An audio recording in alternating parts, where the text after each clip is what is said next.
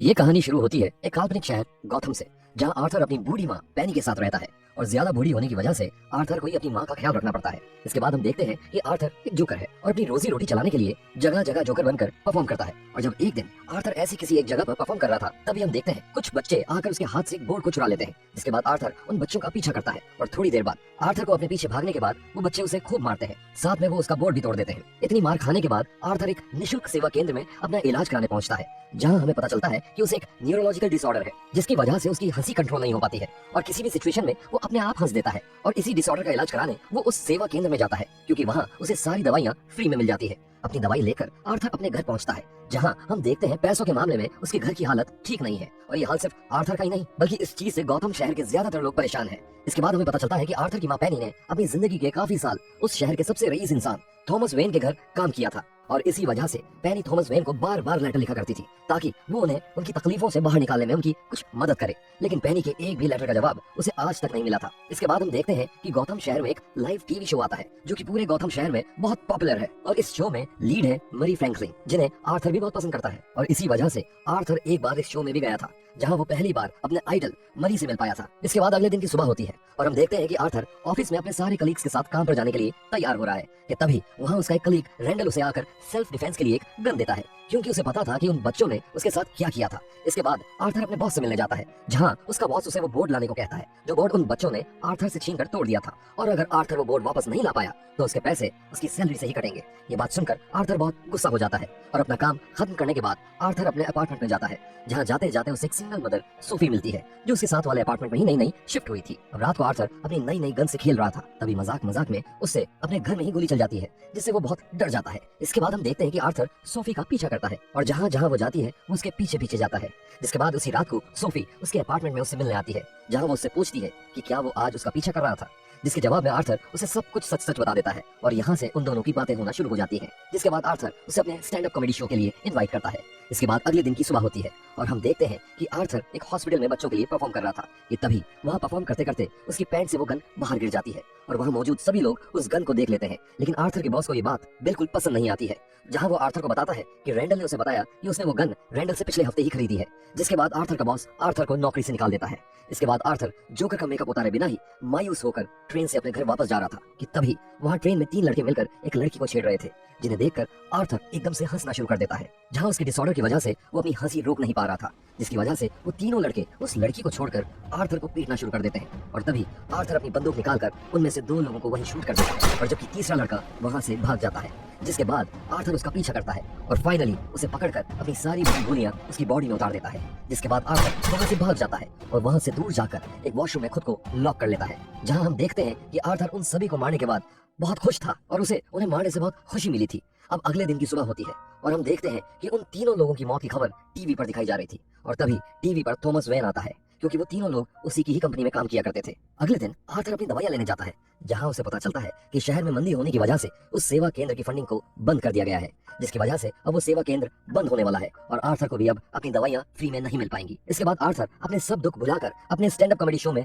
Perform करने जाता है, जहां उसने सोफी को भी बुलाया हुआ था।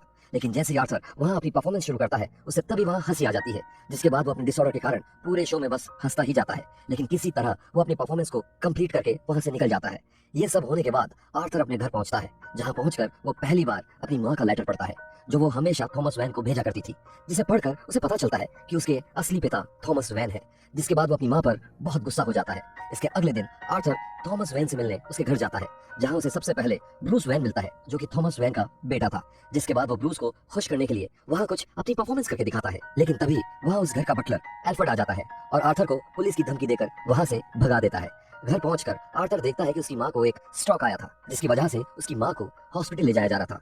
हॉस्पिटल पहुंचकर हम देखते हैं कि वहाँ पैनी का इलाज चल रहा था, जहाँ आर्थर को हिम्मत देने सोफी भी आई हुई थी। तभी वहाँ टीवी पर आर्थर मुरी के शो को देखता है, जहाँ मुरी आर्थर की उसी स्टैंड अप परफॉर्मेंस का मजाक उड़ा रहा था, जहाँ आर्थर अपनी हंसी कंट्रोल नहीं कर पाया था।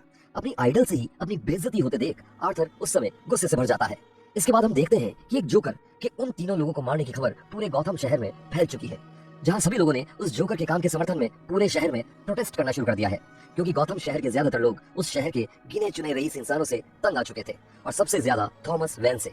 और ये सब होता हुआ आर्थर टीवी पर देख रहा था, जिसे देखकर आर्थर को बहुत खुशी हो रही थी। इसके बाद आर्थर एक मूवी थिएटर के बाहर पहुंचता है, जहां बहुत सारे लोग जोकर के मास्क डालकर प्रोटेस्ट कर रहे थे, क्योंकि उस थिएटर में गौतम शहर के ज्यादातर अमीर इंसान मौजूद थे, जिनमें से एक थॉमस वेन भी था।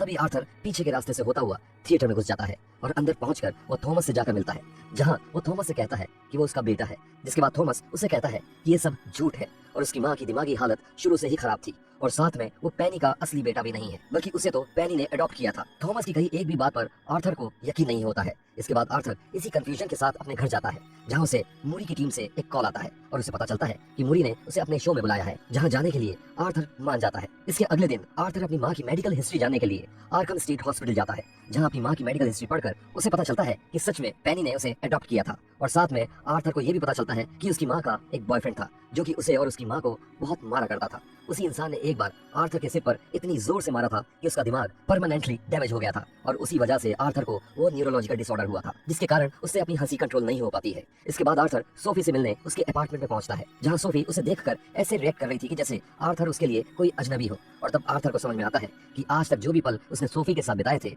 वैसा कुछ भी असलियत में नहीं हुआ था, बल्कि वो सब चीजें तो उसके दिमाग का बनाया हुआ एक धोखा था।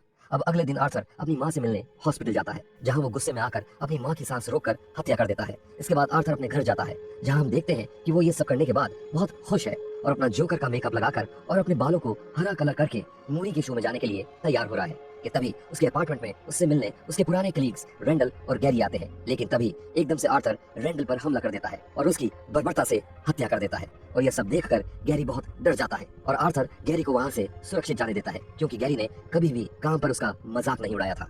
इसके बाद आर्थर तैयार होकर अपने घर से निकल जाता है, लेकिन तभी वहां 2 पुलिस के जासूस आ जाते हैं और आर्थर का पीछा करने लगते हैं, क्योंकि उन्हें आर्थर पर शक था कि उसने ही उस ट्रेन वाली वारदात को अंजाम दिया है। उनसे दूर भागते भागते आर्थर वहां एक ट्रेन में चढ़ जाता है, जिस ट्रेन के सभी लोगों ने जोकर का मास्क पहना हुआ था, क्योंकि अब पूरा शहर उस जोकर के समर्थन में उतर आया था। लेकिन जैसे ही वो ट्रेन वहां से जा रही थी कि तभी वो दोनों जासूस भी उसमें चढ़ जाते हैं, जिसके बाद वो दोनों आर्थर को ढूंढना शुरू कर देते हैं। और जब उनमें से एक जासूस उस ट्रेन की भीड़ को काबू करने की कोशिश कर रहा था, और तभी उससे वहां गलती से गोली चल जाती है, जिसकी वजह से वहां एक इंसान की मौत हो जाती है। जिसके बाद उस ट्रेन की सारी भीड़ उन्हें ट्रेन से बाहर निकालकर पीट पीट के मार देती है, और आर्थर उन्हें मरता हुआ देखकर खुशी खुशी वहां से चला जाता है। इसके बाद आर्थर सीधा जाकर मिलता है मूरी से, जहां वो उसे कहता है कि वो चाहता है कि उसे जोकर नाम से ही स्टेज पर बुलाया जाए, क्योंकि जब मूरी ने कुछ एपिसोड्स पहले जब उसकी बेइज्जती की थी, तब उसने भी आर्थर को जोकर कहकर ही बुलाया था।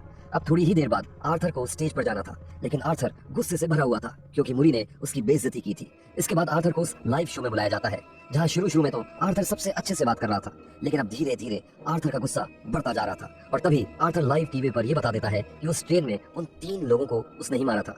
जिसके बाद आर्थर मूरी से कहता है कि इस शहर का कोई भी इंसान अच्छा नहीं है, सब एक दूसरे का मजाक उड़ाते हैं, और उसने भी आर्थर का मजाक उड़ाने के लिए ही उसकी स्टैंड अप वीडियो सबको दिखाई थी। और यही नहीं, बल्कि आज उसने आर्थर को अपने शो पर भी इसीलिए ही बुलाया है, क्योंकि वो उसका फिर से मजाक उड़ाना चाहता है। और जब आखिर में मूरी आर्थर को पुलिस बुलाने की धमकी देता है, तभी आर्थर उसे उसी के लाइव शो के बीच में ही गोली मार देता है, जिसकी वजह से मूरी की ऑन द स्पॉट मौत हो जाती है। और अब उस स्टूडियो में अफरा तफरी मच जाती है और सब लोग इधर उधर भागना शुरू कर देते हैं, क्योंकि ये शो लाइव हो रहा था। तो कुछ ही समय में ये बात पूरे गौतम शहर में पता चल जाती है, जिसके थोड़ी ही देर बाद पुलिस आर्थर को वहां से ले जाती है।